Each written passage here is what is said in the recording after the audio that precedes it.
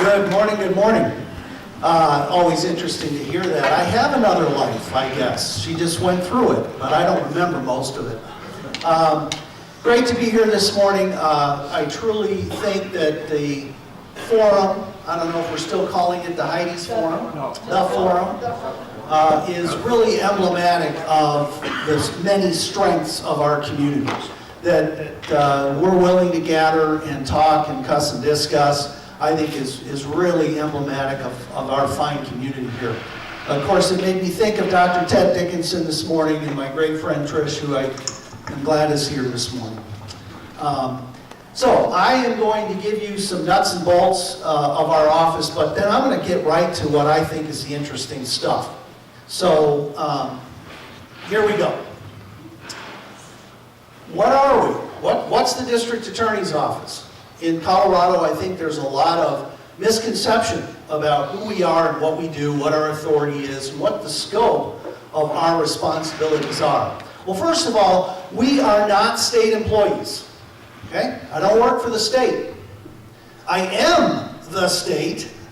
I represent the people of the state of Colorado in criminal courts. But I am not a state employee. Okay?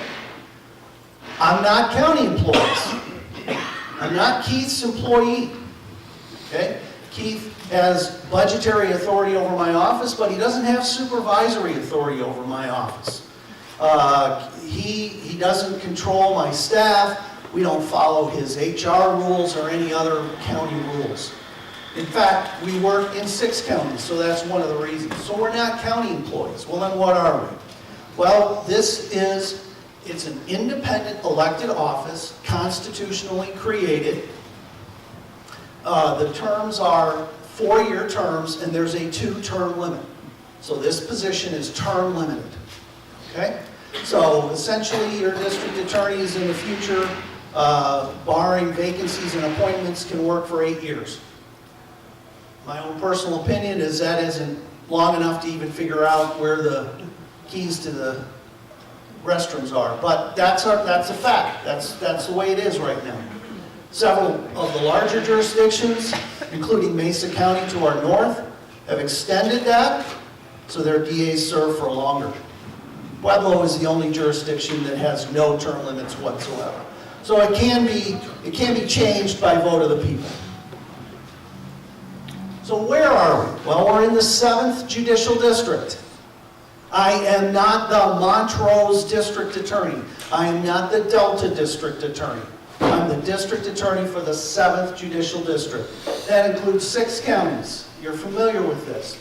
Many of our other organizations are similarly structured. Center for Mental Health has the same catchment area, so forth. So yeah, we cover a lot of ground. We have 4 offices: Delta, Gunnison, Montrose, and in Telluride.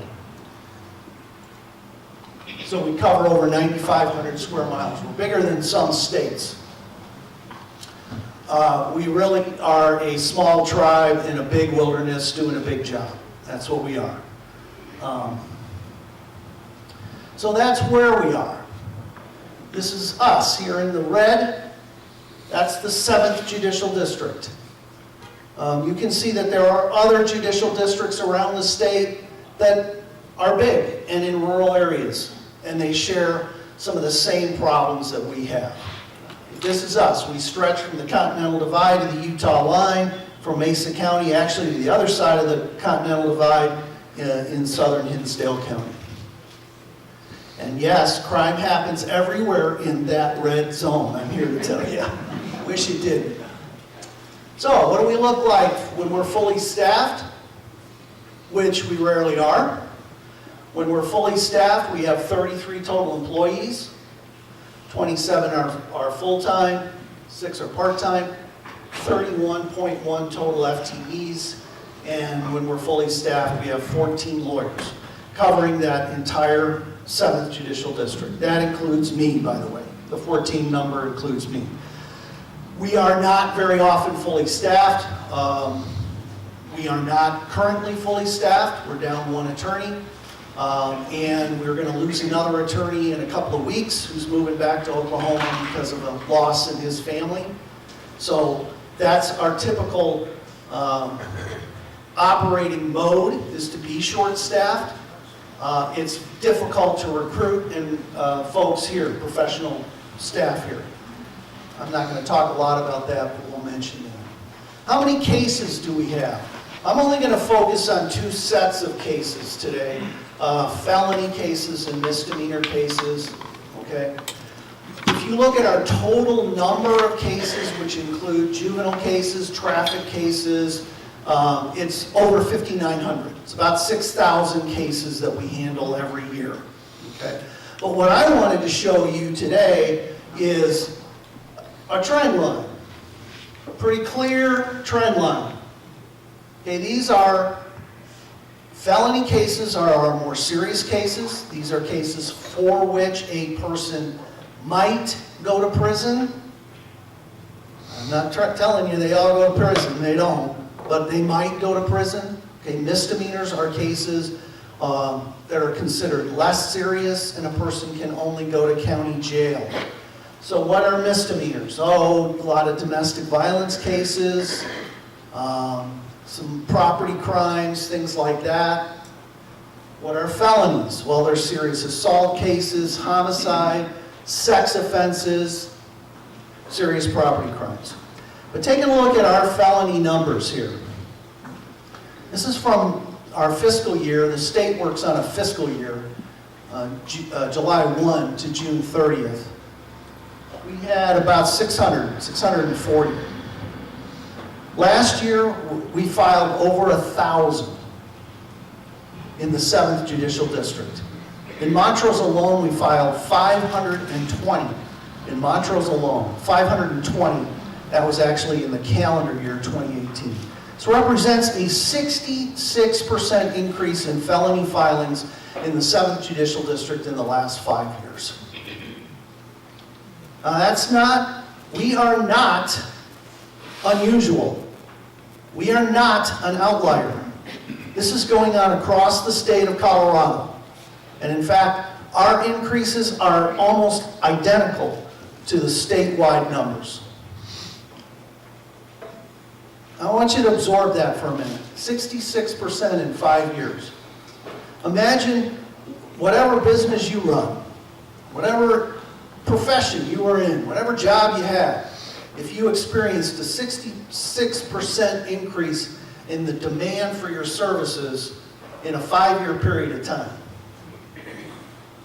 Now, it'd be nice if you were in a business that when you experienced that, the amount of money coming in your door increased, right? Because then maybe you could hire more staff, maybe build some more buildings, maybe do some things to be able to meet that. Well, that's not the business I'm in. I don't get any more money when we file more cases. It doesn't work that way. Okay? Our misdemeanors are up 17% over that same period of time. So we are experiencing what's truly a historic change and rise in our serious crimes, not just here in the 7th, but throughout the state of Colorado. What kinds of crimes do we have in the state of Colorado? And again, I'm only going to focus on felonies because I want to get to our interesting stuff and questions. So this is property crimes is up here in the upper right quadrant. Theft, fraud, criminal mischief, all kinds of property crimes. Okay. Drugs are in the orange on the lower quadrant. And then we have violent crimes here in the lower left. You can see that that represents by far the most, those three sets of cases, types of cases represent by far the most of our felonies. Okay? Those are not unrelated. Okay, just because there's a property crime does not mean drugs were not involved. Right? Just because it's a violent crime does not mean drugs, substance abuse of some kind were not involved in the case. So was each case counted only once here, or did you Yes. categorize it into categories? And this is a great question. The question was each case only counted once? The answer is yes, and actually this is state data. So what the state does is they look at the most serious charge, I think, that's how they do it, and then they assign a label. So you might have a property crime and a drug crime charged in the same case, but if the property crime is more serious, it's going to be a property case. So very good point. Sir? So Yeah. that's statewide data on? No, this is in the 7th Judicial District, district-wide. This is, right. I would venture to speculate, and I'm pretty confident, that it would look very similar in the state. Okay? Right. And again, these are felonies. I'm not going to do a lot of data today, okay? So let's talk about how our office is funded and what and how we work. Okay, this is 2019. This is our budget for 2019. Total revenue is $2.9 million to run our office. We get, by far, most of our money from the counties. We get 80% historically, if not more, of our money from counties. Now let's stop for a second. Remember what I do. I enforce state criminal law in state court in front of state judges. Across the aisle sit state public defenders. The offenders that I deal with go to state probation, state prison, maybe even state-funded, although not state-run, community corrections programs. And we have Director Tyson Berry here today. Shout out to Tyson, runs a great program here in Montrose. Learn about it. It's one of the bright lights we have. So, but our office is funded by the counties. Makes no sense. And remember that map I showed you with all the colors on it? Okay? Because it's very different in, Jefferson County or Arapahoe County. Counties that have a lot of money versus counties in rural Colorado like where we are, where our economies are not the same. We don't have the same base of resources. And this is a fundamental problem in the state of Colorado, that our state is set up where the counties bear an unfair burden of criminal justice expenses throughout the state. They're responsible for courthouses, for sheriffs, transport, all kinds of expenses. But the state runs the show. The state tells me what crimes I can prosecute. The state tells me how to do it, how many letters I got to send to victims. My state money, 5%, pays my salary. It's been on the books for a long time. That's the only state dollars we get. By law, the state has to pay the elected DA's salary. Most of it. Not all, 80% of it. That's it. Obviously, we get a significant amount of grants, 12% of grants. We have to try to maintain our capacity. And we have carryover. In other words, we try very hard to save taxpayer dollars. So I'm going to keep moving on. I know we got some questions, but I want to keep, well, sure. So Dan, I think it'd be interesting to know what percent of the total pie the state pays to public defenders. Oh, they're funded 100%. So the public defender's office, okay, the public defender's office is paid, they're state employees. So if you work in the Montrose office, you get paid the same that a comparable public defender would make if they work in Denver or Arapahoe County or Jefferson County or wherever. And they can move, and this happens all the time. They get sent over here, and they view it as purgatory to get sent here. Maybe worse than purgatory, some of them. And they come over here for typically a 2-year stint, and they talk about it like this. If I do my time here, then I get a plum job where I want to be, which is, Boulder or wherever over there, okay? No, that's the way it is. So they're paid, but if they work here in Montrose, they're paid state levels. I mean, they have a salary schedule and so forth. So great question. All right. I was thinking about this too late this morning. I should redesign this chart and show it to you in a different graphic. But this just shows you how our counties fund us, okay?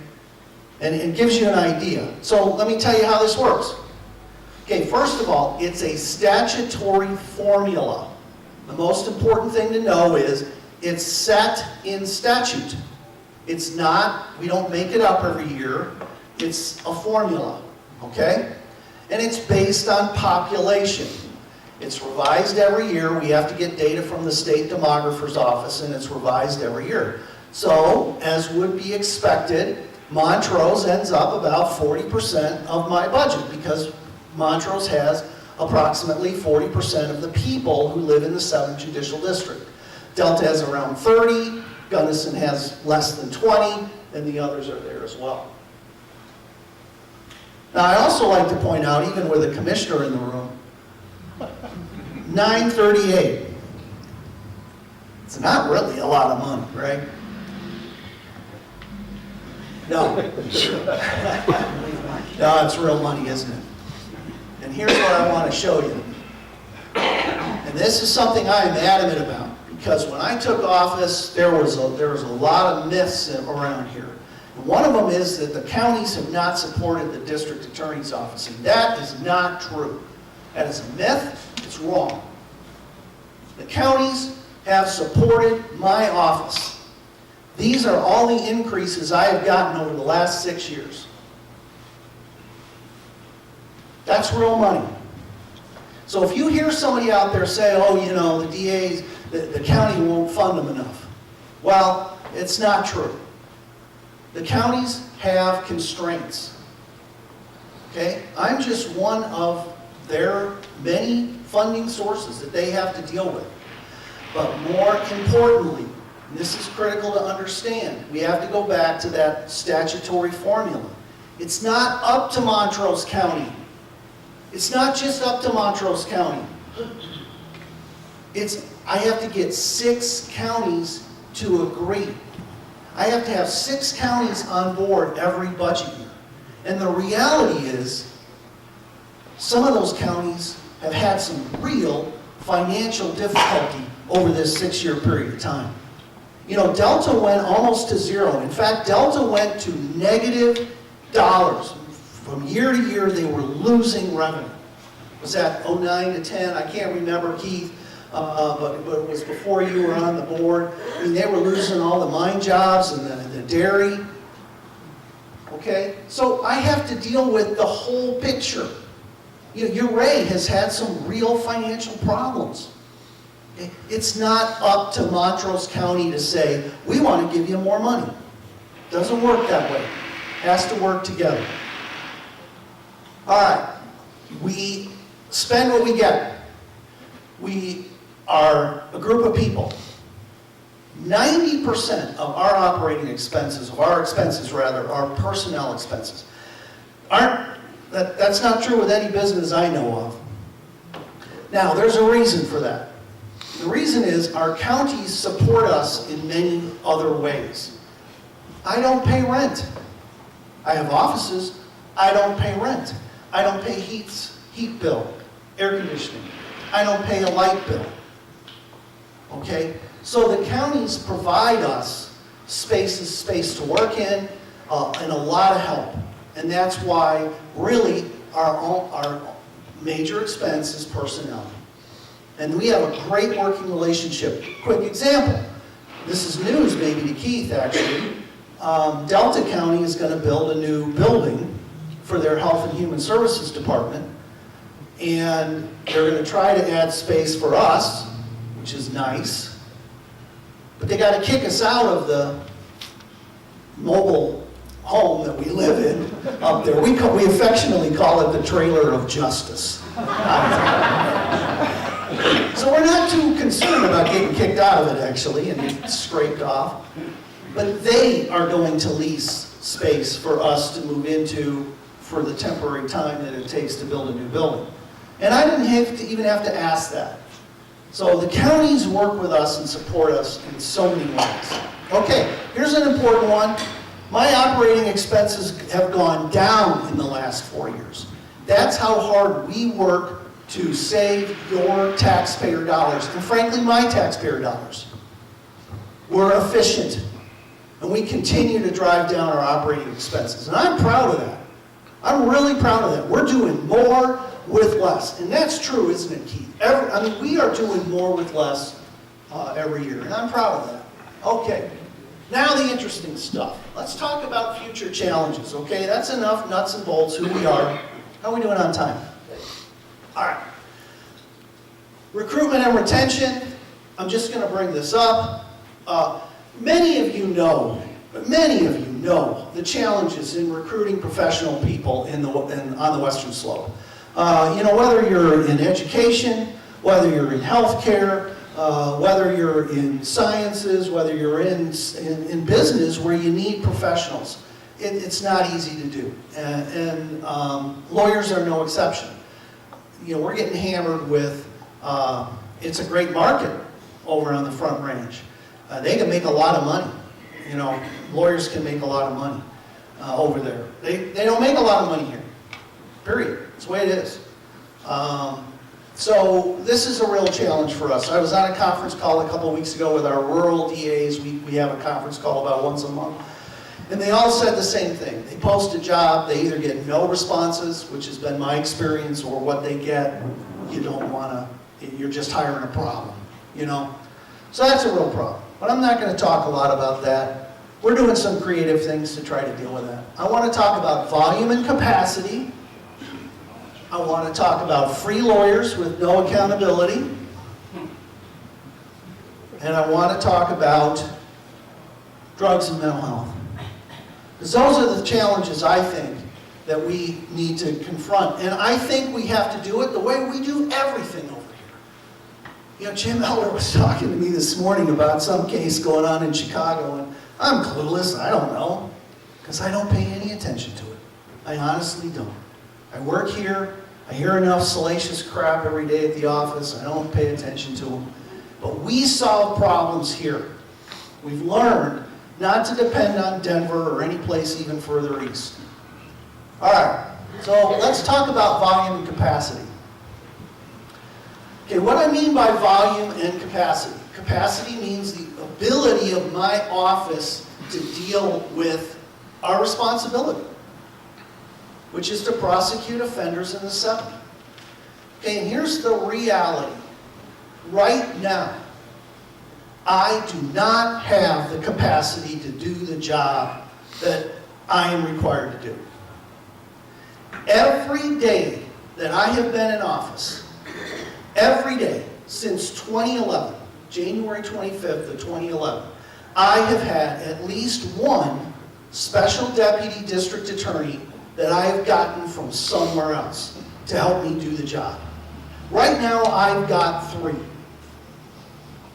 Those are people that I go to another DA or to the Attorney General's office and say, I need help. Let me give you an example. About a month ago, a little longer than that now, it was right on the eve of the first Norwood 5 jury trial that we started a month ago with a great result, huh? Boom. Yeah, thank you.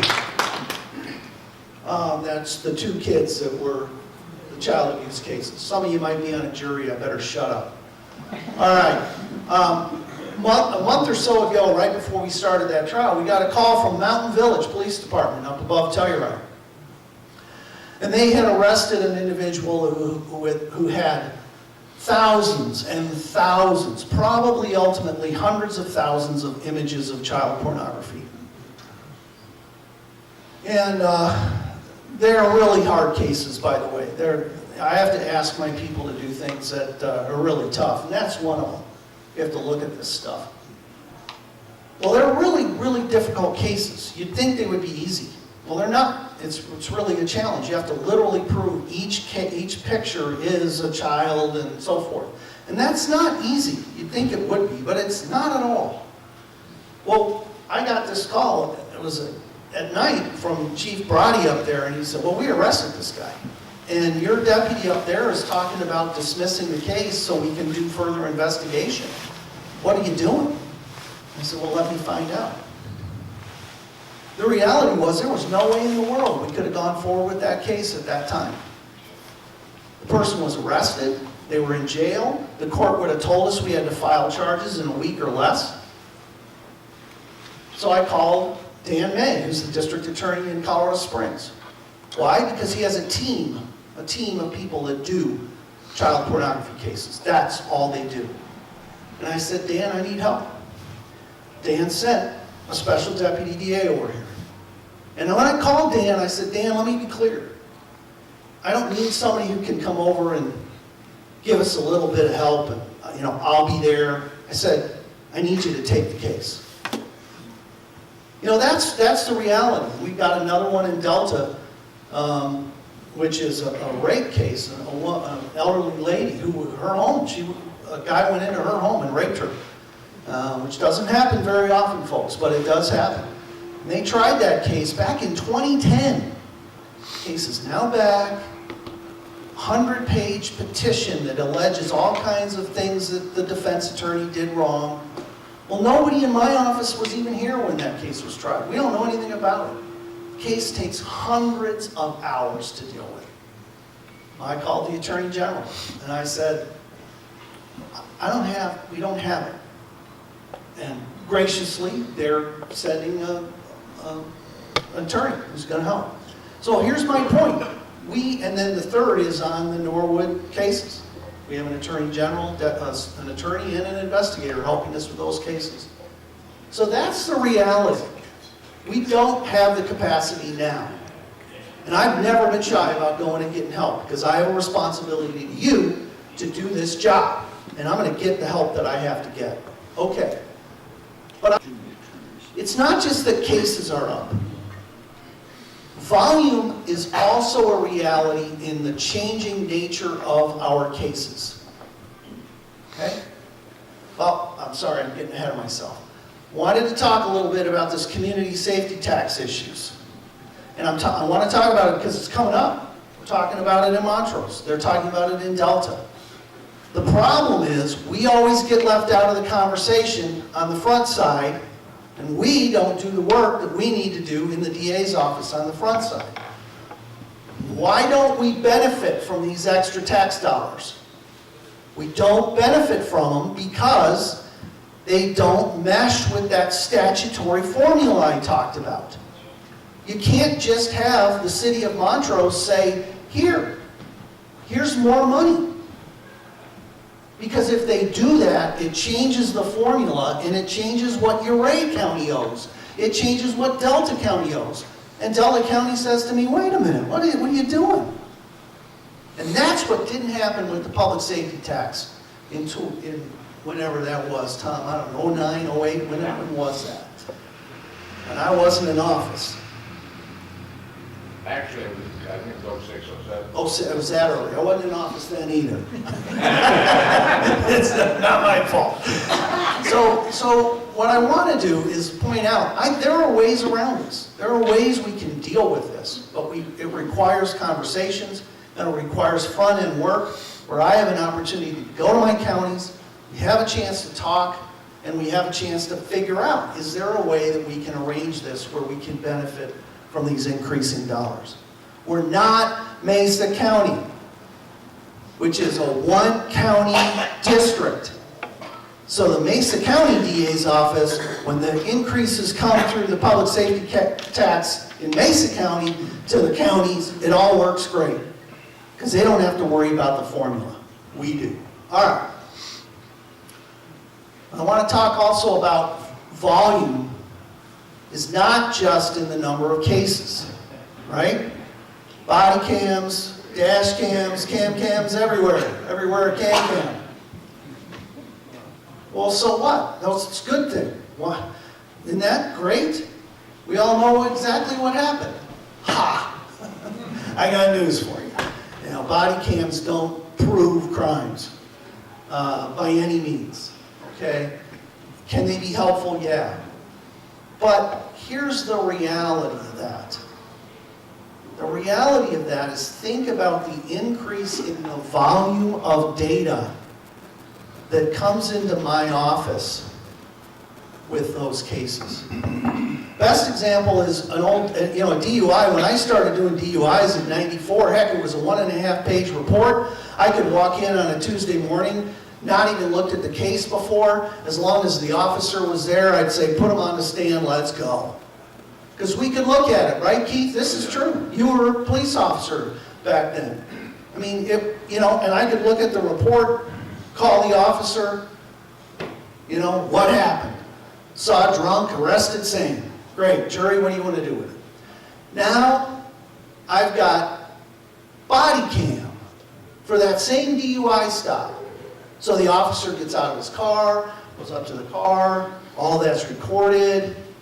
A typical DUI stop takes 2 hours, hour and a half, 2 hours. But it's not just that officer, because a cover officer showed up. Maybe even a couple other officers showed up, like they're supposed to make sure that something doesn't go wrong. Well, now we have cameras in their cars, and we got cameras that they've got. Now my deputy who's doing a single DUI case has 4, 6, 8 hours of video and reports. And that's just the beginning. This is totally changing how things work. And this gives you an idea. In our Norwood child abuse cases, there's over 12,000 pages of discovery and over 140 discs of media, photographs, interviews, audio, video. You know what it takes to manage that? Yeah. So, these are our challenges. All right. How are we doing on time? All right. Next issue. Free lawyers. Okay? And this is a profound change in the criminal justice system in Colorado in the last 7 to 10 years. And look, I get it. I'm the DA. And the DA's just whining about the public defenders. I get it. Well, I'm going to whine anyway. Because I think you need to know about it. I really do. I used to say that we had the finest public defender's office in the entire nation. And I believe we did. I don't believe that's true anymore, unfortunately. So here's how the system works. If you're arrested, you automatically qualify for the public defender. Now, I don't care what you got in your elder financial account. I don't care what kind of house you live in, how many cars you got. If you're arrested and you're in jail, there's a public defender sitting next to you at your first appearance. Okay? From there, guess who decides whether or not you qualify for their services? The public defender. Okay? It's a neat system. I mean, think about it, right? Wouldn't it be just great if you could get state dollars this way? Huh? Keith, if the more cases I had, and I decide how many cases I got, I'm the one who determines how many cases I got, and if I get more, I just go back to the state and I say I need more money. And then I file more cases and I get more money. Essentially, that's exactly what happens. They determine eligibility, who qualifies for their services, and every year they go back to the state and say, gee, we have more cases, we have more clients, we need more money. And their increases have been phenomenal over the last 7 and 8 years. Okay, I could live with that. That's one thing. I think it's wrong. It just isn't the right way we should design a system. Someone else should determine eligibility. The courts, primarily. They don't want to do it because it would cost money for them to do it. I get that.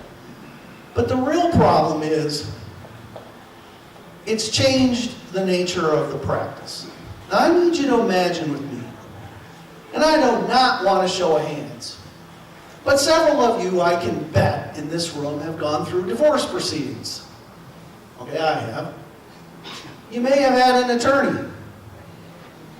Can you imagine if you didn't have to worry about the expense associated with that attorney? Can you imagine if your spouse or ex-spouse had an attorney and didn't have to worry one iota about the expense of the attorney? How that might have changed your experience. And if it's not a divorce, you can imagine any other legal wrangle you've gotten involved in. Yes, sir, Dr. Canfield. Dan, I have a personal bitch about that. If the public defender wants me to be an expert witness and stuff, they have unlimited funds. If you want me to be an expert witness, you can't afford to pay. That's You right. pay me. The last case I did for you, I didn't charge you because you didn't have any money. That's right, and it starts with, I can't, what's your fair rate? Well, I can't pay even close to that. Will you take this? Yeah, no, it's true. I got to be up at Grand Junction today with a doctor in a homicide case, an emergency room doctor, and I'm so lucky. The man, it's just Dr. Hanley, you probably have never run across him, but he cares so much, he's so passionate about the case that he's going to do it without charging us. So, but here's the thing. Okay, when I was in private practice, I did criminal defense work. I wanted to file a couple of motions in court. I would have a conversation with my client. I would sit down and I would say, look, I want to do this legal work, which is going to cost you, but let me tell you why I want to do it. I think we're going to get this benefit. I think this is what's going to happen. And you've had these conversations with lawyers, if you have hired lawyers. Okay, that's not going on anymore. Those conversations are not happening at all. And I'm not making this up. We know this. We know this because criminal defendants call my office and say, why are we having a motions hearing? I wanted to take the deal. And that doesn't happen like once every year. It happens on a fairly regular basis. I have a letter in my file in a homicide case from a defendant who said, who had the public defender, who said, I really want to just talk to the district attorney. I want to plead guilty, but my lawyer has decided to, quote, go in another direction. Okay, now folks, you got to start thinking about what does that mean if the people in the criminal justice system have their own agenda, are driving their own statewide agenda for criminal justice, and they're not being client-centered. We see it all the time. I was in county court, and public defender got mad because we did something, and then they set every single case, their next 8 cases, for what's called a preliminary hearing. And they hadn't talked to their client about that. We know they hadn't. So when you take out any skin in the game for the criminal defendant, it changes the practice. And it's a poison of our system. It can be changed. You change, number one, the eligibility requirements. And there's already a statute on the books that says criminal defendants shall pay a portion of the expense for their public defenders. It's already a statute, but it's not enabled. No public defenders are required to keep time records. No judge ever asks. No judge ever imposes it. In fact, they waive all of the costs already, including the $25 application fee. So, folks, I'm concerned. I mean, obviously, I'm here and I'm trying to really be honest and direct. There are some serious concerns with the criminal justice system in Colorado, and they are not easy to fix, but they're going to start with people like you being a little more aware of what these challenges are. Okay, by the way, you know how the head state public defender is chosen? There's a committee. It's a committee appointed by the Chief Justice. Guess who's on the committee? 2 former state public defenders, and 3 high-priced defense lawyers out of Denver. No, that's reality. That's who appoints the head public defender. And the last one was in office for 15 years or something, Doug Wilson. Yeah, all right. You came for a real uplifting message today, right? Okay, let's talk about this and then I'm going to be done. Drugs and mental health. It cannot be emphasized how much crime is driven by addiction, behavior, and drugs and substance abuse, and serious mental health problems. But I'm here to tell you folks, this conversation, it really is frustrating to me, and it's getting a little better. But the conversation asks you to make a false choice. Is it a criminal justice issue, or is it a public health issue? It's not either one. Let me be direct on this. The war on drugs. You've heard this. The war on drugs failed. And so we should decriminalize all of our drug laws, and we should make sure that no addict is ever put in jail. Well, it's asking you to make a false choice. We must have both systems. We need a robust public health, health and human services system, and we need a criminal justice system that works. And I'm going to go right here. I watched yesterday, and I really encourage you to go look. There's a YouTube, and it's an hour long. It's an ABC News special. It's called Seattle is Dying. Have any of you seen it yet? I think it's pretty new. I really encourage you. I know an hour is really hard to do. I couldn't turn it off once I put it on. Seattle is dying. Seattle was on the forefront of we're going to treat addiction purely as a public health problem. And I got news for you. That's happening in our state right now. There is a bill right now that is going to drop all felony possession drug charges to misdemeanors. Possess meth, it's a misdemeanor. Yeah. And in that bill, what it says, black and white, it says the legislature determines that addiction is a public health problem. It is not a criminal justice problem. It says it in black and white. You go look at this, at what's going on in a formerly beautiful, wonderful city named Seattle, where now you can't walk downtown without walking past garbage tents. You can't walk into a retail store without smelling urine and feces on the streets. And it's almost all addiction behavior. Now look, addicts, it is a disease. We have to, I'm not up here trying to tell you we're going to solve the drug problem simply by incarcerating everybody who's an addict. That's the false choice. That's not right either. But what is absolutely required is the ability to intervene. The ability to intervene. And this is a line. Tough, compassionate intervention is what's required. Well, guess what? The health and human services system doesn't do the intervention. We do. And I'm not the expert on this. You go talk to Director Tyson Berry and people who are way smarter at this stuff than I am. All right.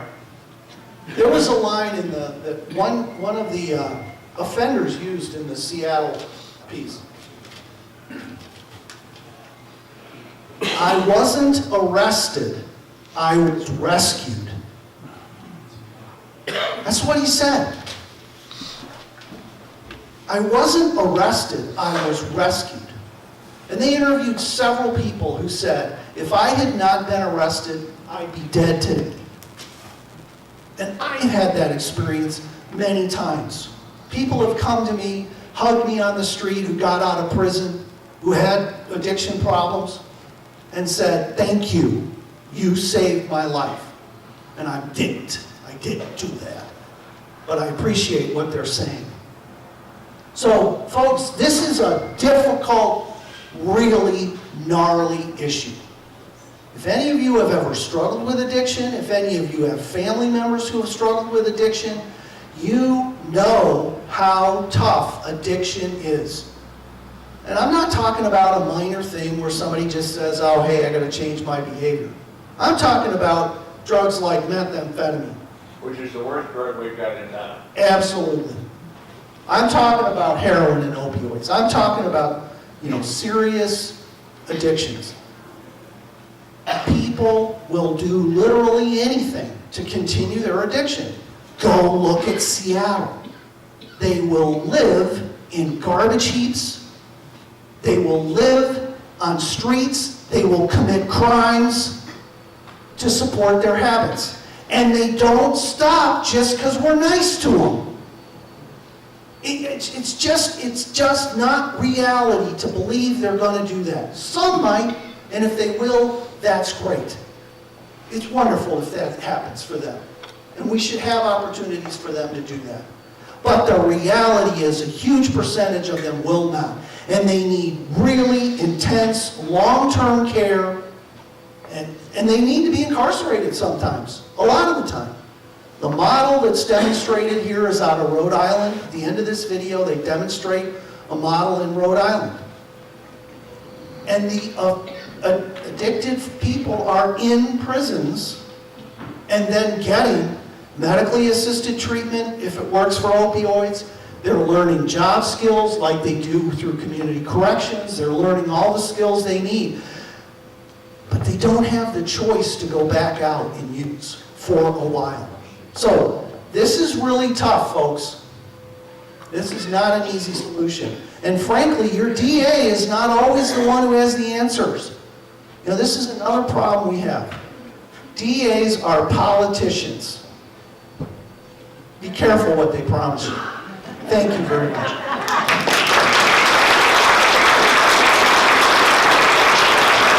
We have a few minutes for some questions. Let me just get out here. Also, it's not economically driven.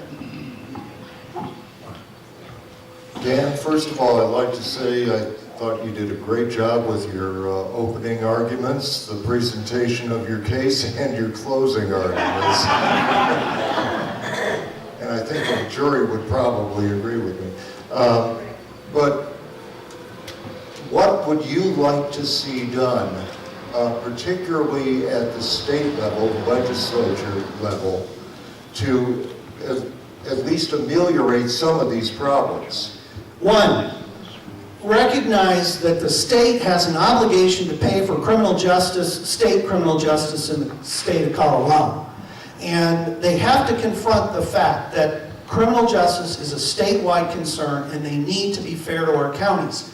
And they have to because our counties are not all in the same economic circumstances. And that's what they fail to realize over there. Excuse me, but let me be clear again. You know what? A rape victim in Gunnison is just as important as a rape victim in Arapahoe County. But the system we have right now basically says, if you're a victim of crime in Gunnison, we don't care as much about you as we do the one in Gunnison, or in Arapahoe County. Is that brutal to say? You bet it's brutal to say. Well, that's the truth. It's a statewide issue and the state needs to come up with the dollars. The prime example is pretrial services. This is going on right now. Pretrial services. Great. They want pretrial services and they keep trying to mandate it, but they don't fund it. Well, they've got them in Arapahoe County and Jefferson County. And they're going to put the burden on Montrose. It's wrong. And if they want it, they need to pay for it. I understand that means some more dollars. But the false idea is that that won't actually save money. It's just it'll save someone else money.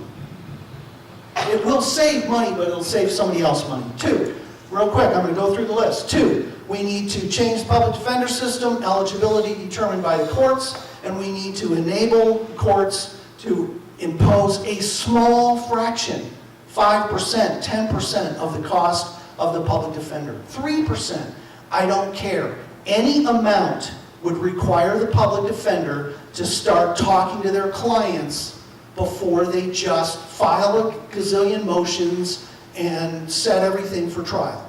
And the third thing is we have to seriously look at more community corrections-based systems. And Rhode Island is not far from this. And I really urge you, go Ty, this is third time, man, you owe me, this is third time shout out. Executive Director Tyson Berry of ATC. It's just a great program, and it works. Or at least it works, it's better than anything else we got going. So there are models. Who's next? Dave, let's go back to the issue of capacity. Right now, the judges are working at over capacity. I think it's like some of them are working at like 130% or whatever. And the city is looking at doing a public safety initiative on its own, possibly to add 15 more officers. And your slides showed up there that if you have more officers, you're going to have more arrests. So are we going to reach a critical mass with the situation? And possibly might one of the answers to that be for Montrose to become its own judicial district? Okay, we're already at critical mass. And let me give you a quick example. We at the defense's request, we continued a trial that was scheduled to begin April 5th, next Friday, on a homicide case in Paonia. So this case was set for trial April 5th or 6th, whatever. Guess when it's rescheduled for? March 2020. That's just wrong. It's just unacceptable. I have to go talk to the two surviving children of the man who was shot and killed. And I have no answers for them when they say, we just want it over. We want a result. So we're already at critical mass. And the problem we have is in Colorado we have all these different funding agencies.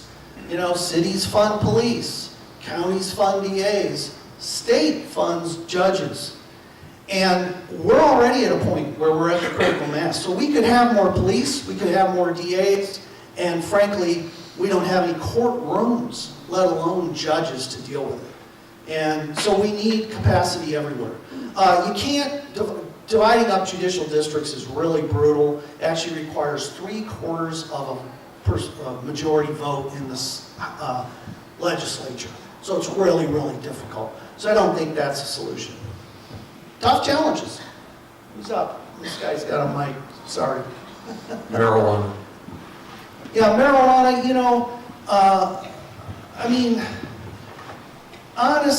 it's not that we don't take marijuana seriously. We do, especially because the manufacture and the growing of marijuana is actually organized crime. But Dr. Canfield's right. Methamphetamine is the drug that just brutalizes our communities. And it has for years, decades now. And it's not stopping. There's a new DEA agent, drug enforcement agent, came to our area about 1.5 years ago. This is Steve Knight. You met him at LA meetings. And he had worked in Colombia, and he'd worked all over. And you know what he says? He says Montrose is the worst he's ever seen for methamphetamine. I mean, folks, and frankly, again, you talk about capacity and volume. Our local drug task force doesn't have the money to do the buys that you need to do, the controlled buys, to get into these organizations. We were just overwhelmed, and we need state and federal help with this. They're busy chasing, and they really try to help us. It's not that they don't, but anyway. All right. Well, Dan, thank you for the presentation, but how can we keep you for 4 more years? My understanding is each of the counties would have to put it on the ballot for that. That's right, and I don't think that's, honest, I don't think that's probably realistic.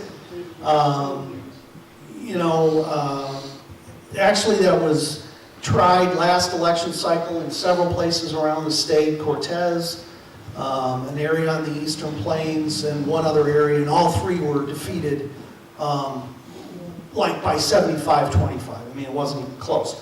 Hey, we're not Cortez, we're not these other places, and neither am I get that. But I'm not sure that's realistic. So I just think there's a real huge hurdle. And it ultimately will hurt our office. And not because of me. It'll hurt our office because what you need is a politically secure district attorney, folks. That's what you need. Politically responsive, yes, right? Talking to people, but politically secure. Someone who's not worried about what the next headline is going to look like. And that, frankly, takes longevity. It takes building trust with my law enforcement partners, my funding partners. I think I've worked hard at that, Keith, and those are things that take time.